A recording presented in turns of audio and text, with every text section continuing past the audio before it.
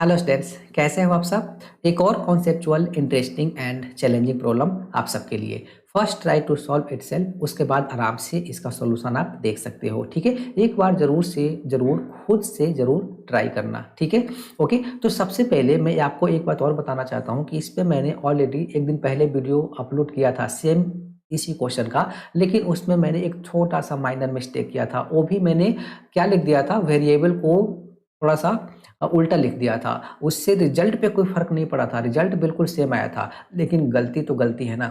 आप छोटा से छोटा गलती को भी आप गलती से गलती नहीं कर सकते, इस बात को आप याद रखिए। तो वो छोटा सा ही मिस्टेक था, लेकिन मुझे उस वीडियो को हटाना पड़ गया। और जहां तक मुझे लगता है कि कोई भी छोटा सा मुझे मिस्टेक किसी वीडियो में मिल जाता है तो मैं उसको जरूर हटा देता हूँ और एक नया वीडियो उसी क्वेश्चन पे अपलोड कर देता हूँ। ठीक है ना। तो आइए इस प्रॉब्लम को हम लोग कैसे सॉल्व करेंगे, ध्यान से देखिए। लेकिन सबसे पहले आपको एक बार खुद से जरूर इस प्रॉब्लम को सॉल्व करना है। देखिए, आपके पास दे रखा है limit n to infinity this. ठीक है, तो एक काम करते हैं, इसको सबसे पहले थोड़ा सा हम इजी वे में लिखते हैं, यानी कि मैं इस लिमिट को हटा दूं। ठीक है, तो लिमिट को हटाने का सबसे बेस्ट मेथड ये है कि यहाँ पे सिग्मा और यहाँ पे r इक्वल टू 1 और यहाँ पे लगा दीजिए इनफाइनाइट। ठीक है, कहने का मतलब है कि जब इतने को आप इवेल्युएट करोगे तो आपका answer in terms of n आएगा। उसके बाद लिमिट n टू इन्फिनिटी लगा मतलब यूज करके उसको प्रोसीड करोगे तो जो रिजल्ट देगा, अगर मैं यहाँ पे लिमिट हटा दूं और यहाँ पे n की जगह इन्फिनिटी डाल दूं, यानी कि अब मैं यहाँ पे जो समेसन है वो r equal to 1 up to कहाँ तक ले जाऊंगा, इन्फिनाइट तक। तो रिजल्ट क्या रहेगा, सेम रहेगा। तो मैंने यहाँ से लिमिट को हटा दिया और उसको ऐसे लिख लिया। ओके, और यहाँ पे लिखा हुआ है 2r प्लस 5, ये 2 लिखा हुआ है। ठीक है, divided by R square plus R को एक काम कीजिए, आर इंटू आर प्लस 1 लिख लीजिए कॉमन लेकर। ठीक है, और यहाँ पे लिखा हुआ है 3/5 और पावर कितना, आर प्लस 1।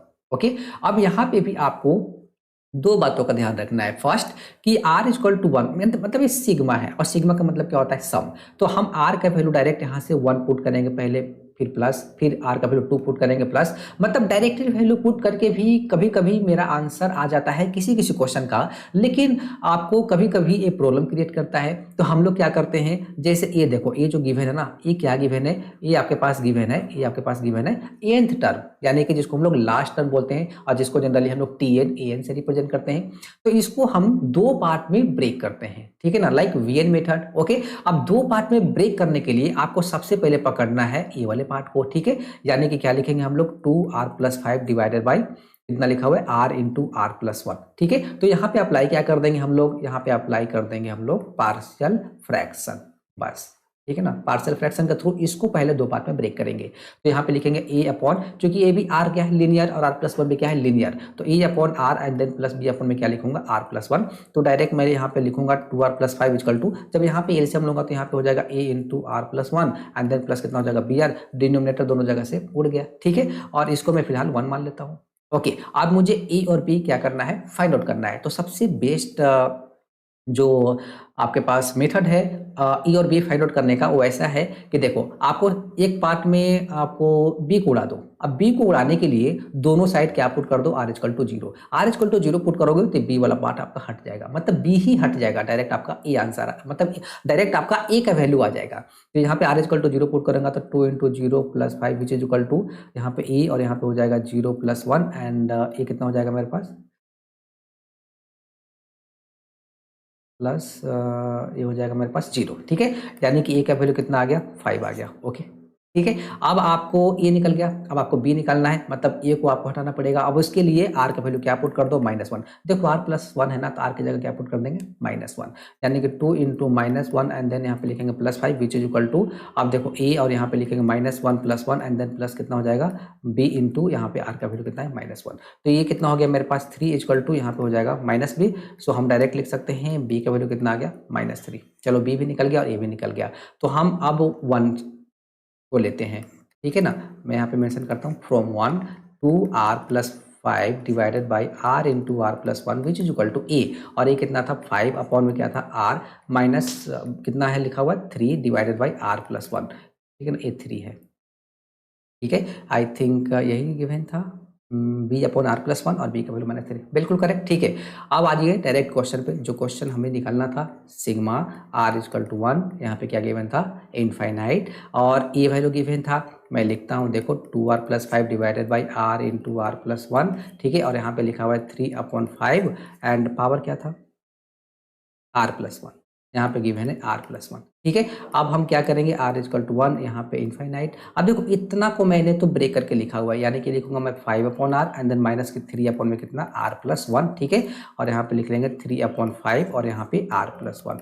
ठीक है, अब एक काम और करते हैं, आर इजकल टू वन, यहाँ पे इनफाइनाइट। इस ब्रैकेट को मैं ओपन कर लेता हूँ, मतलब दिस इंटू दिस, ये लिखा हुआ है 5/r और इंटू 3/5 और यहाँ पे क्या लिखा हुआ है आर प्लस वन। ठीक है, माइनस ये लिखा हुआ है 3/r प्लस वन और इंटू 3/5 और यहाँ पे क्या लिखा हुआ है आर प्लस वन, और इसको मैं ऐसे लिख लिया।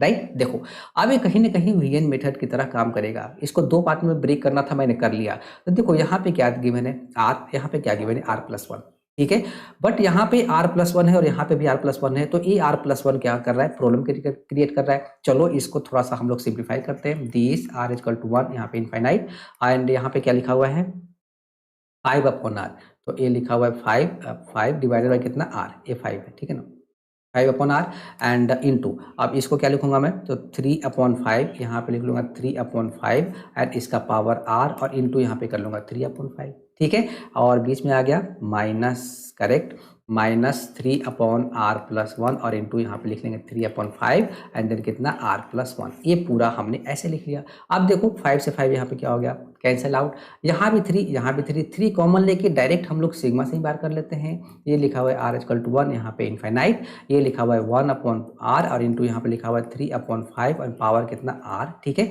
माइनस ये लिखा हुआ है मेरे पास 1/r प्लस वन और इंटू यहाँ पे लिखा हुआ है 3/5 एंड देन पावर कितना लिखा हुआ है r प्लस वन। अब आपको आइडिया लग गया होगा, this R equal to one और यहाँ पे इनफाइनाइट। अब इसको अगर मैं वी आर लेता हूँ तो ये कितना लिखा हुआ है वी आर प्लस वन। ठीक है ना, ये आपके पास क्या है वी आर और ये आपके पास क्या है, ये आपके पास वी आर प्लस वन। बस तो डायरेक्ट आप वैल्यू पुट कर लेते हैं, तो आर इजकल टू वन यानी कि वी वन माइनस कितना हो जाएगा वी टू, प्लस कितना हो जाएगा वी टू माइनस कितना V three and plus up to so on, क्योंकि इन्फिनिट तक जा रहे हैं। तो गया गैप हो गया, बस सब गायब हो जाएगा। बच कितना जाएगा thrice of v1 which is equal to 3 into v1 मेरे पास क्या है, तो वी आर इजक्वल टू मेरे पास ए है तो v1 निकल जाएगा। ठीक है, तो v1 कितना हो जाएगा, तो यहाँ पे हो जाएगा 1/1 और इंटू 3/5 एंड देन पावर कितना है 1। तो इसको जब सिंप्लीफाई करूंगा तो कितना हो जाएगा 9/5। ये हमारा आंसर आ गया, क्योंकि मेरे पास जो वी आर था ना, वो वी आर क्या था, V R equal to 1/r and then 3/5 और यहाँ पे क्या लिखा हुआ था r। तो v1 का वैल्यू कितना हो जाएगा 1/r था 1/r, तो 1 यहाँ पे 1 एंड देन यहाँ पे हो जाएगा 3/5 और यहाँ पे कितना हो जाएगा 1, विच इज इक्वल टू कितना आ गया 3/5 और मुझे रिजल्ट था 3v1, तो which is equal to 3 into कितना 3/5 जो कि क्या आ गया 9/5। तो ये हमारा आंसर आ गया, देखते हैं 9/5। ठीक है, तो देखो थोड़ा सा कॉन्सेप्चुअल प्रॉब्लम आप इसको बोल सकते हो, लेकिन ये प्रॉब्लम अगर आपसे सॉल्व हो गया है फर्स्ट अटेम्प्ट में तो आपका प्रैक्टिस काफ़ी अच्छा है। और भी इससे भी अच्छा प्रॉब्लम कहीं आपको मिलता है या फिर इससे मिलता जुलता प्रॉब्लम आपको कहीं पे मिलता है, ठीक है ना, किसी भी चैप्टर का, तो आप प्रैक्टिस अपना जारी रखिए और अपना 100% देने का कोशिश करते रहिए। ठीक है, आपका जेईई एडवांस बहुत अच्छा हो। Thank you.